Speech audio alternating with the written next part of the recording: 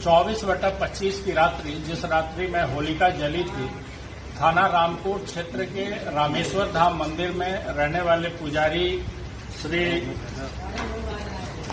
संकुल उर्फ हिमांशु मिश्रा की हत्या हुई थी, जिनका शव प्राप्त हुआ था। मॉर्निंग में जब सूचना मिली तो सभी उच्चाधिकारी मौके पर गए।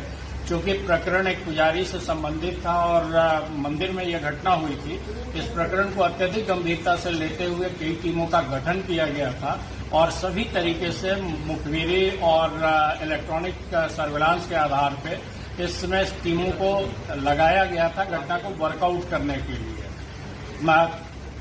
30 तारीख में इस घटना को वर्कआउट किया गया है, घटना के 4-5 दिन के बाद ही।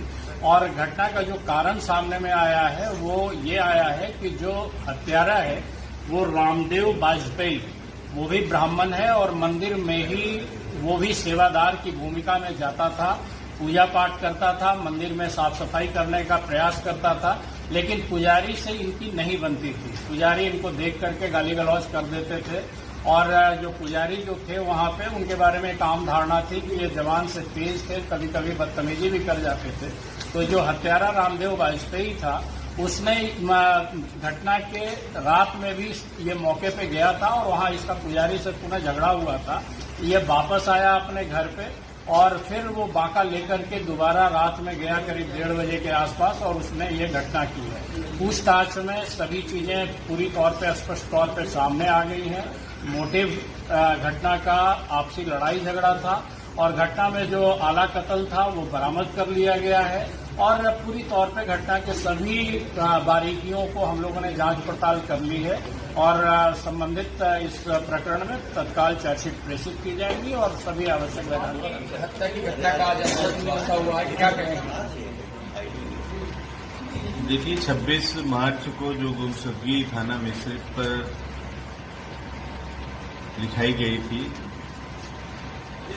उसी के संबंध में जो हमारी 4 टीमें बनी हुई थी, टीमों को 29 तारीख को शव बरामद हुआ बोरे में, जिसकी पहचान गुमशुदा महंत मनीराम दास के रूप में हुई।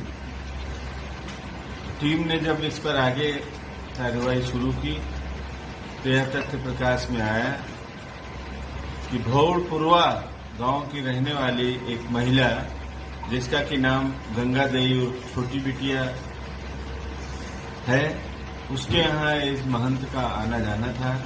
विगत 24 तारीख को 84 कोसी और पंचकोसी परिक्रमा समाप्त करने के उपरांत महंत गंगा देई के घर पर गए, वहीं पर विश्राम किए। उसी दौरान गंगा देई ने उनकी हत्या कारित की। हत्या में प्रयुक्त जो आला कत्ल है, गड़ासा, हंसिया, इनकी निशानदेही पर बरामद हुई। शव को ठिकाने लगाने में गंगा देई का जो बड़ा पुत्र है, जिसका नाम सोनू है, उसका सहयोग रहा।